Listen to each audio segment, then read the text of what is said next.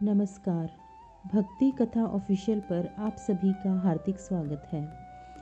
गुप्त नवरात्रि हिंदू धर्म का एक अत्यंत पावन और रहस्यमयी पर्व है। यह वर्ष में 2 बार आती है, एक माघ मास में और दूसरी आषाढ़ मास में। इसे गुप्त इसलिए कहा जाता है क्योंकि इस नवरात्रि की साधना, उपासना और तपस्या सामान्य रूप से प्रकट नहीं की जाती, बल्कि गुप्त रूप से की जाती है। यह नवरात्रि विशेष रूप से तंत्र साधना, महाविद्या, उपासना और सिद्धि प्राप्ति के लिए अत्यंत महत्वपूर्ण मानी जाती है। गुप्त नवरात्रि में माँ दुर्गा के 9 स्वरूपों के स्थान पर 10 महाविद्याओं की उपासना का विशेष महत्व होता है।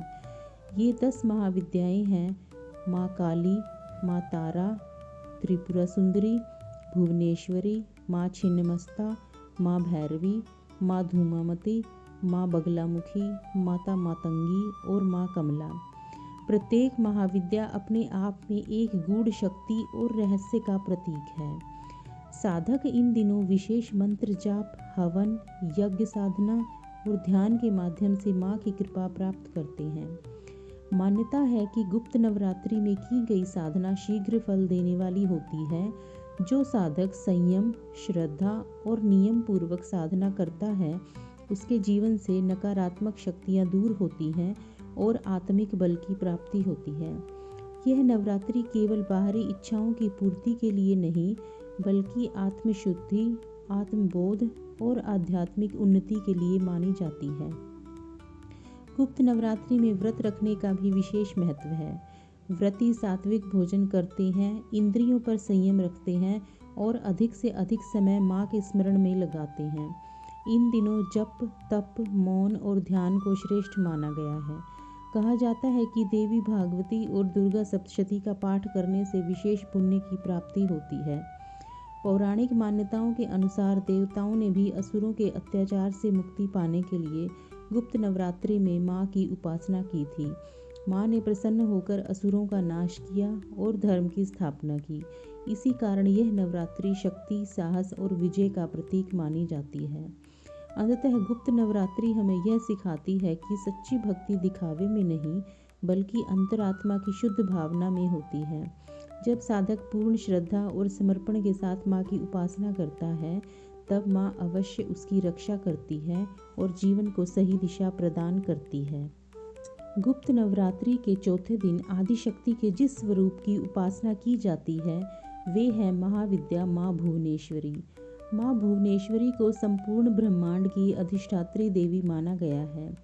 भुवन अर्थात संसार और ईश्वरी अर्थात स्वामिनी। इस प्रकार माँ भुवनेश्वरी संपूर्ण लोकों की स्वामिनी है। वे आकाश तत्व की अधिष्ठात्री देवी हैं और सृष्टि की रचना, स्थिति और संचालन का मूल कारण मानी जाती हैं। एक पौराणिक कथा के अनुसार एक समय देवताओं और असुरों के बीच संतुलन बिगड़ गया। अहंकार और अज्ञान के कारण असुरी शक्तियां बढ़ने लगी और उन्होंने तीनों लोकों में आतंक मचा दिया। देवता असहाय होकर ब्रह्मा, विष्णु और महेश के पास पहुँचे, परंतु जब भी सृष्टि की मर्यादा भंग होती है, तब स्वयं आदिशक्ति को प्रकट होना पड़ता है। कहा जाता है कि उस समय आदिशक्ति ने अपने विराट स्वरूप से आकाश में एक दिव्य प्रकाश प्रकट किया। उस प्रकाश से एक अत्यंत सौम्य, तेजस्वी और करुणामयी देवी प्रकट हुई। वही थी माँ भुवनेश्वरी। उनका स्वरूप अत्यंत शांत, सुंदर और दिव्य था। वे लाल या पीले वस्त्र धारण किए हुए थी। उनके नेत्रों में करुणा और मुख पर मंद मुस्कान थी। उनके पीछे अनंत आकाश और सृष्टि का विस्तार दिखाई देता था। माँ भुवनेश्वरी ने देवताओं से कहा, मैं वही शक्ति हूँ जिससे यह संपूर्ण सृष्टि उत्पन्न हुई है। जब तक सृष्टि में संतुलन रहेगा, तब तक धर्म की रक्षा होगी। मान्यता है कि माँ भुवनेश्वरी के प्रकट होते ही अराजकता स्वतः शांत होने लगी। उनका केवल स्मरण मात्र ही असुर शक्तियों को क्षीण करने लगा।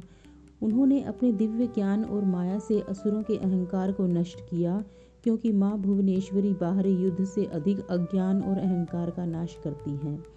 एक अन्य मान्यता के अनुसार जब भगवान शिव समाधि में लीन थे और सृष्टि का संचालन रुकने लगा, तब आदिशक्ति ने भुवनेश्वरी रूप धारण कर सृष्टि को पुनः गति दी। उन्होंने ब्रह्मा को सृजन की शक्ति, विष्णु को पालन की शक्ति और शिव को संहार की चेतना प्रदान की।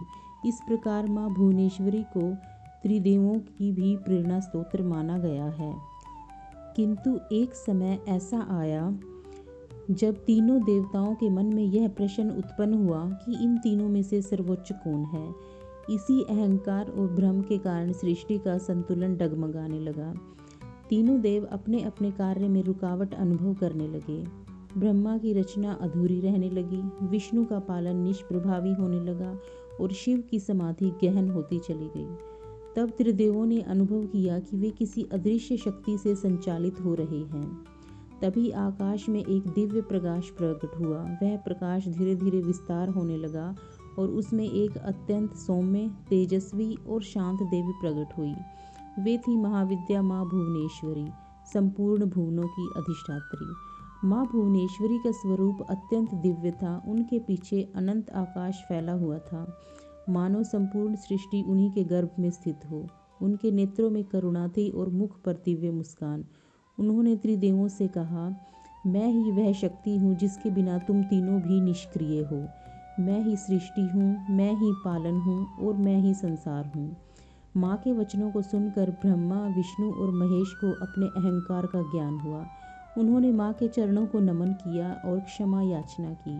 तब माँ भुवनेश्वरी ने उन्हें उपदेश दिया कि सृष्टि केवल कर्म से नहीं, संतुलन से चलती है। यदि सृजन, पालन और संहार में संवर न हो तो संसार नष्ट हो जाता है। माँ ने ब्रह्मा को विवेक युक्त सृजन की शक्ति दी, विष्णु को करुणा और धर्म के साथ पालन करने की प्रेरणा दी और शिव को चेतन संहार की शक्ति प्रदान की। कहा जाता है कि उसी क्षण से सृष्टि में पुनः गति आई। ब्रह्मा ने सृष्टि रचना आरंभ की, विष्णु ने धर्म की रक्षा की और महेश ने अज्ञान का संहार किया। तीनों ने स्वीकार किया कि वे स्वयं नहीं बल्कि माँ भुवनेश्वरी की इच्छा के माध्यम हैं। तंत्र शास्त्रों में कहा गया है कि माँ भुवनेश्वरी को आकाश तत्व की अधिष्ठात्री माना गया है। जैसे आकाश सबको धारण करता है, वैसे ही माँ संपूर्ण सृष्टि को अपने भीतर धारण करती है। वे न केवल देवी हैं बल्कि सृष्टि की चेतना है। गुप्त नवरात्रि के चौथे दिन माँ भुवनेश्वरी की उपासना करने से साधक को मानसिक शांति, विवेक, स्थिरता और ब्रह्म ज्ञान की प्राप्ति होती है। माँ यह सिखाती है कि संसार में भागना नहीं बल्कि संसार को ईश्वर की अभिव्यक्ति मानकर स्वीकार करना ही सच्ची साधना है। अतः माँ भुवनेश्वरी की कृपा से ही विष्णु और महेश अपने अपने कर्तव्यों का पालन करते हैं। वे तीनों शक्तियाँ एक ही स्तोत्र से निकली हुई हैं, आदि शक्ति माँ भुवनेश्वरी। इसी के साथ आज की पावन कथा यहीं समाप्त होती है। यदि आपको यह कथा पसंद आई हो तो वीडियो को लाइक करें, अपने परिवार और मित्रों के साथ साझा करें और भक्ति कथा ऑफिशियल चैनल को सब्सक्राइब करना ना भूलें। माँ भगवती आप सभी पर अपनी कृपा बनाए रखें। जय माँ भगवती।